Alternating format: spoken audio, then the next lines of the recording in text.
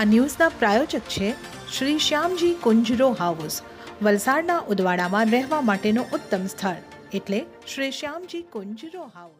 Valsad railway control ઓફિસના 150થી વધુ કર્મચારીઓના માથે સંકટના વાદળ। બ્રિટિશ રાજના સમયથી ચાલતી વલસાડ કંટ્રોલ ઓફિસને મુંબઈ ડિવિઝનનું સબ ડિવિઝન તરીકે પણ ઓળખવામાં આવે છે અને આ વલસાડ કંટ્રોલ ઓફિસમાં આશરે 150 રેલ કર્મચારીઓ ફરજ બજાવે છે અને પાછલા ઘણા વર્ષોથી વલસાડ કંટ્રોલ ઓફિસમાં ફરજ બજાવતા હોવાથી પરિવાર અને બાળકો સહિત વલસાડમાં સ્થાયી થયા હોવાથી હવે ફરીથી વલસાડ કંટ્રોલ તેમજ CTCC એડમિનિસ્ટ્રેટિવ ઓફિસને મુંબઈ શિફ્ટ કરવાની કાર્યવાહી હાથ ધરવામાં આવી છે, જેના કારણે કંટ્રોલ ઓફિસમાં કામ કરતા કર્મચારીઓને અને એમના પરિવારને ભારે મુશ્કેલીઓ પડશે। વલસાડ કંટ્રોલ અને CTCC ઓફિસમાં કામ કરતા મોટાભાગના કર્મચારીઓ વલસાડની નજીકના વિસ્તારમાં સ્થાયી થયા છે અને તેમના બાળકો વલસાડની ગુજરાત બોર્ડ દ્વારા ચાલતી શાળાઓમાં અભ્યાસ કરે છે અને તેથી તેમના માટે મુંબઈ સેન્ટ્રલ શિફ્ટ થવું મુશ્કેલ બનશે। અચાનક વલસાડ કંટ્રોલ ઓફિસને મુંબઈ શિફ્ટ કરવાની ચળવળ શરૂ થતાં આજરોજ western railway employees union Valsad દ્વારા એરિયા મેનેજર ઓફિસ ખાતે વિરોધ પ્રદર્શન કરવામાં આવ્યું।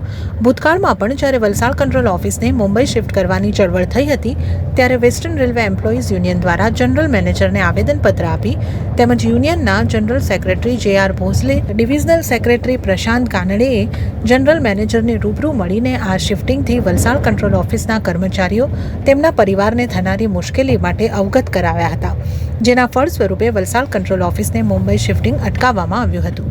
જ્યારે કોવિડની મહામારી ચાલી રહી હતી ત્યારે સમગ્ર મુંબઈ ડિવિઝનની ગાડીઓનું ઓપરેટિંગ વલસાડ કંટ્રોલ ઓફિસ દ્વારા કરવામાં આવ્યું હતું। Western railway employees union Mumbai ડિવિઝનના જોઈન્ટ ડિવિઝન સેક્રેટરી સંજયસિંહ, યુનિયનના ડિવિઝન ઓફિસર સેક્રેટરી સ્મિતા પટેલે, વલસાડ બ્રાન્ચના સેક્રેટરી હુસેન બેલીમ, ચેરમેન કિશોર વાણિયાએ વલસાડ કંટ્રોલ પોલીસના કર્મચારીઓને આશ્વાસન આપતા જણાવ્યું કે એમ્પ્લોઈઝ યુનિયન તમારી સાથે ખભાથી ખભા મિલાવીને ઊભી રહેશે અને ભવિષ્યમાં આંદોલનને તીવ્ર કરવાની જરૂર પડી તો પણ તમારી જોડે ઊભી હશે।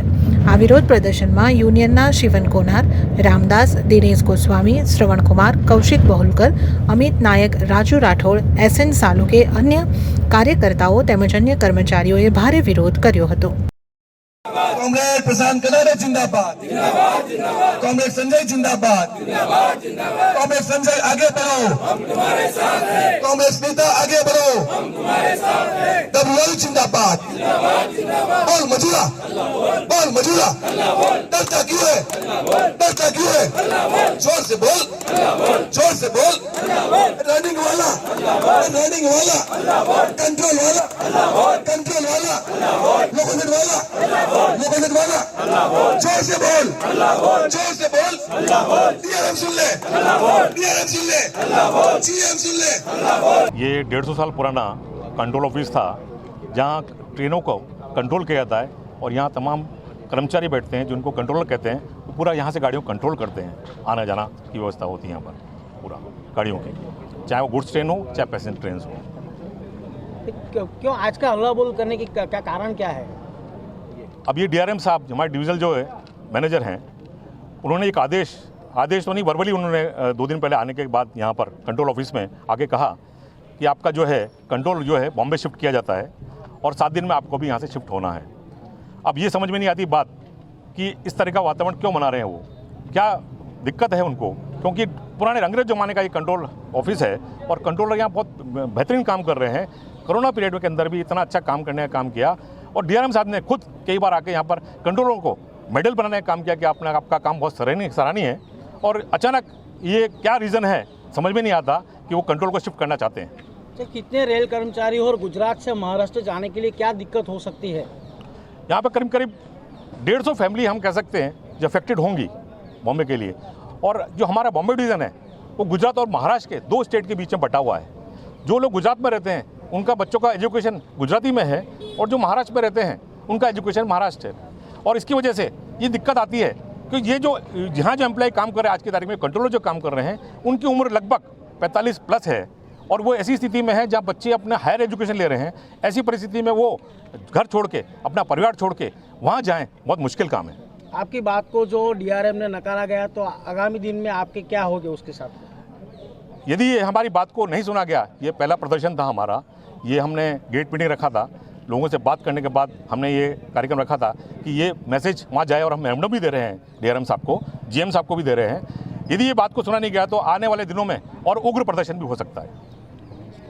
વલસાડ કંટ્રોલ ઓફિસના 150 કર્મચારીઓનું સ્થળાંતર કરવાની ટ્રાય ચાલુ છે અને સાથે સાથે રનિંગનો સ્ટાફ જે અમારો 400 છે, 400 માણસનો સ્ટાફ છે તેની પણ અહીંથી ટ્રાન્સફર થવાની સંભાવના છે। એટલા માટે આજે અમે વિરોધ પ્રદર્શન કર્યું છે। ખાસ કરીને ગુજરાતમાંથી મહારાષ્ટ્ર જશે, કયા પ્રકારનો આ પરિસ્થિતિનો સામનો કરવો પડશે અમને? સૌથી પહેલાં તો કેવું છે કે જેટલા પણ અમારા કર્મચારીઓ છે તે વલસાડમાં સ્થાયી થયા છે, વલસાડમાં લોકલ એમના પોતાના ઘર છે, એમનું પરિવાર અહીંયા કોઈક સ્પાઉસમાં નોકરી પણ કરે છે, એમના બાળકો વલસાડ ગુજરાત માધ્યમિક બોર્ડમાં સ્ટડી કરે છે, મુંબઈ જશે એટલે ત્યાં મહારાષ્ટ્ર માધ્યમિક બોર્ડ આવશે, ત્યાં એમને રહેવાની તકલીફ પડશે।